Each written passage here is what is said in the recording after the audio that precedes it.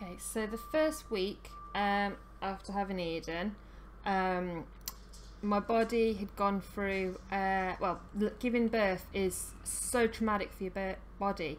If it's a natural birth, cesarean obviously it's completely different, but a natural birth, which I had, and it was, I didn't have any painkillers or anything like that, I only had gas and air.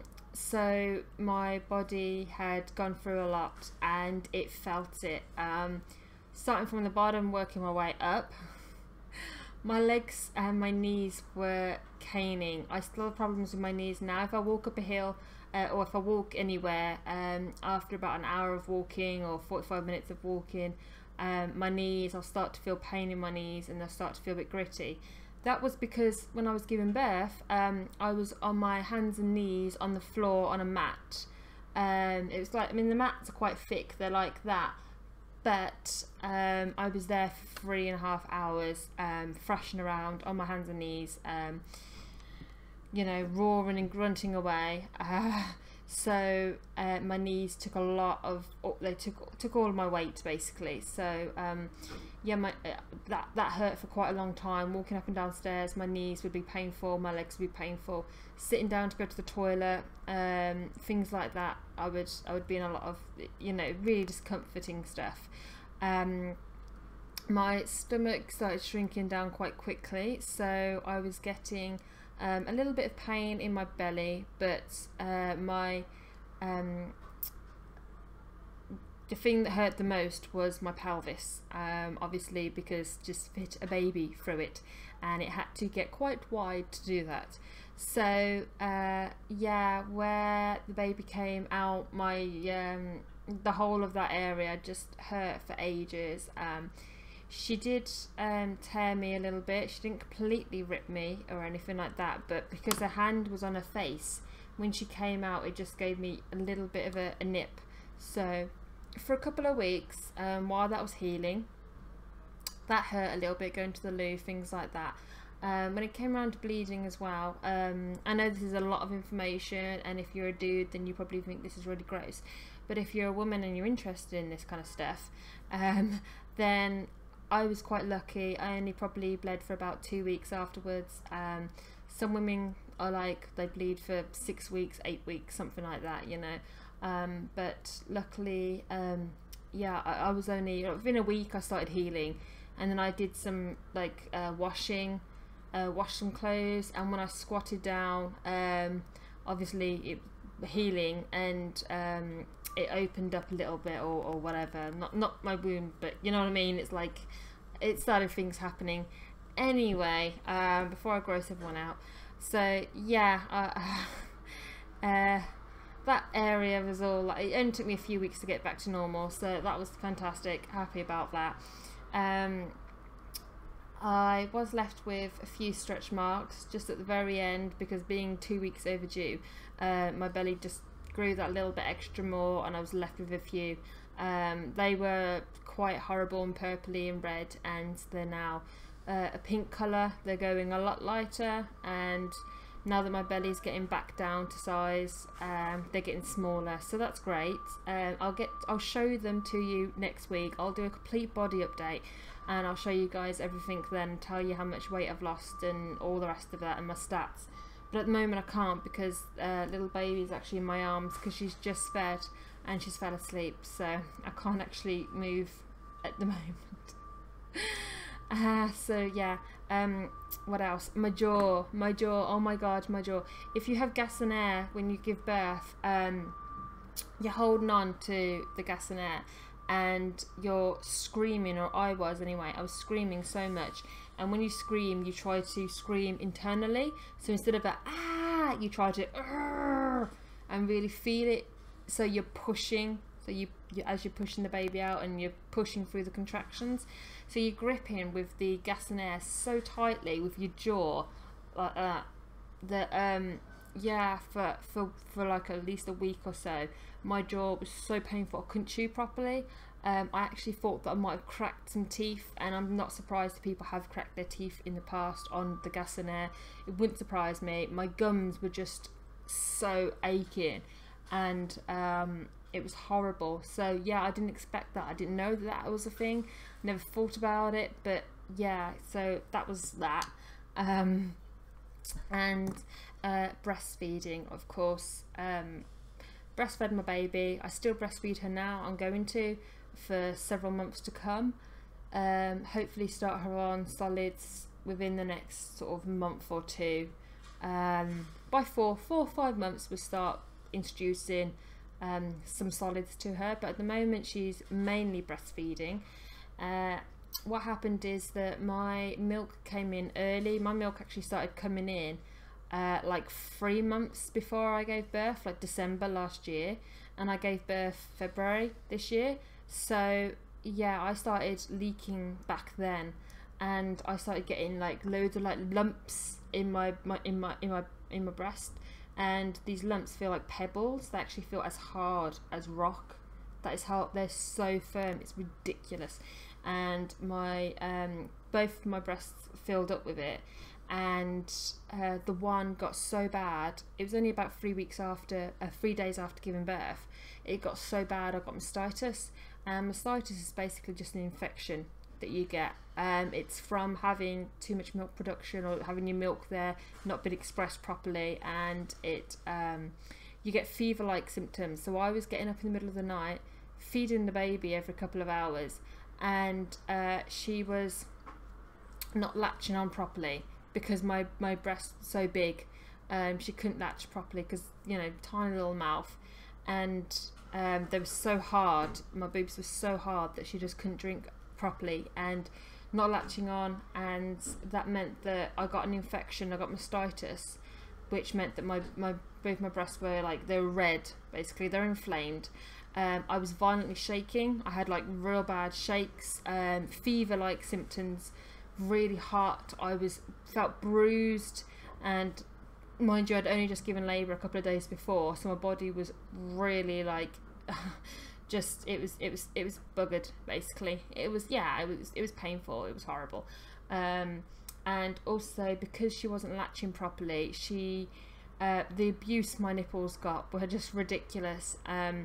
She would not suck on properly, so they would be sore and bruised, and then they would crack open. Then she would take the top layer off my nipples, so they're bleeding. So when she had a bit of blood, like milk coming out of her mouth, then yeah, it would be blood coming out of her mouth as well, and it was horrible. The first couple of times I was so worried about it. I had to Google it straight away to make sure that the blood wasn't actually doing anything to her or harming her.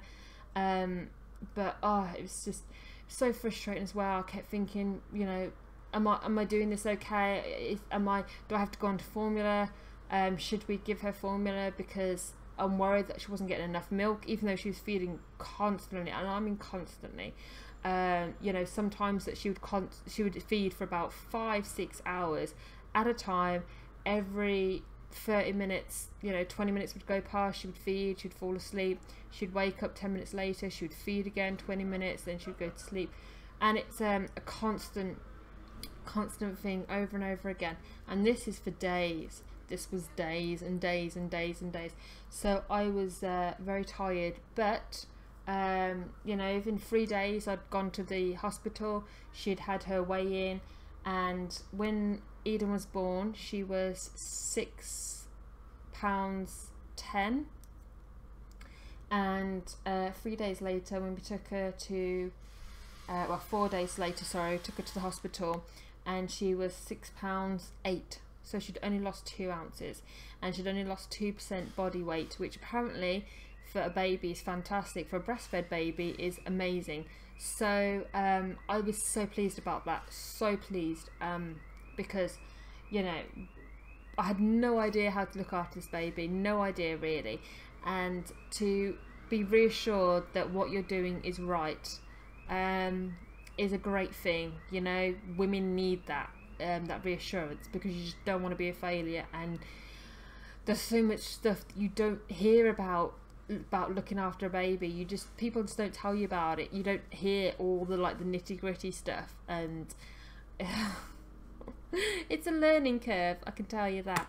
So yeah, the breastfeeding got better.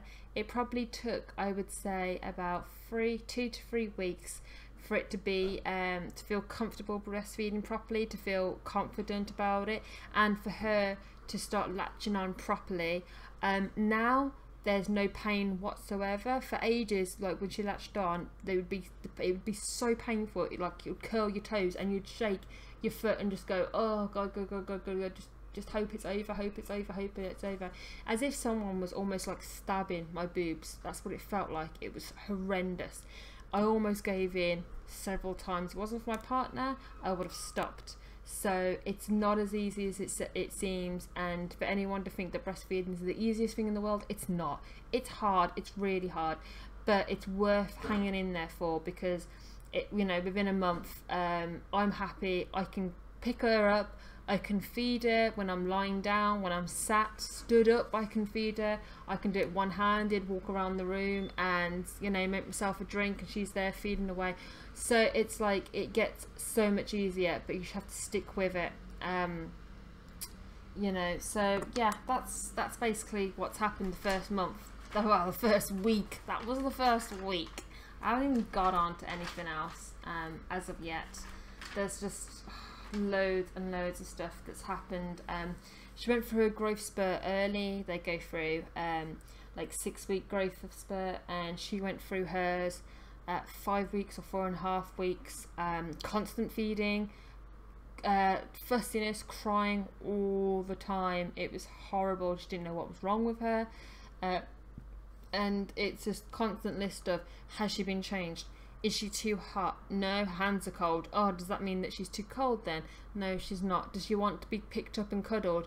Oh no, she's been overstimulated. She doesn't want to. Just leave her alone. Okay, she doesn't want to be left alone. She's still crying. She's definitely being fed. Does she want more food? What about her nappy? Is she weed again in her nappy? Okay, maybe she's got wind. Maybe I should wind her. The list is endless, and you have to keep going over this list over and over again, and it is just, wow. Yeah, so many times I've got in my diary, Eden thrashing arms and legs all over the place, keeps crying, don't know what's wrong, just over and over again I've got like in my diary, and it's very upsetting. It can be very stressful. Me and my boyfriend have we've hung in there, we've supported each other, taking it in turns looking after her at times. Obviously I'm looking after her mainly because I'm the one that can feed her. Obviously he can't. He would if he could, and he has occasionally. I've expressed milk now so he can feed her, so I have to express every now and then because because I get too much milk, and when she goes on there, when she comes off, the milk just like spurts everywhere. It's like shh, shh, shh.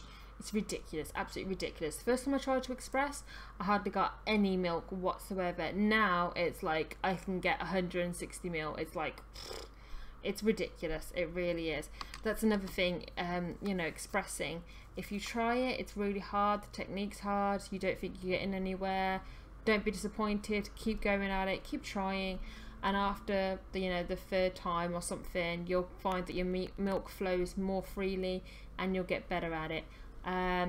Putting a warm towel or going in the bath I find helps, or massaging. So if you just massage, and any lumps that you find in your boobs, just, you know, just massage the lumps really gently, and help break it up, and then you should be able to express quite well. So yeah, I recommend expressing, especially if you need to go anywhere, you want to do anything, you can go, right, okay, look, I need to get out of the place, I need to have a break, I need to walk around and just smell the air. So you express in the morning if you've got time, and throw the baby, not literally, but hand the baby over to your partner or a spouse or someone you trust, and just go out for an hour, because you need to, seriously, you will go insane if you don't.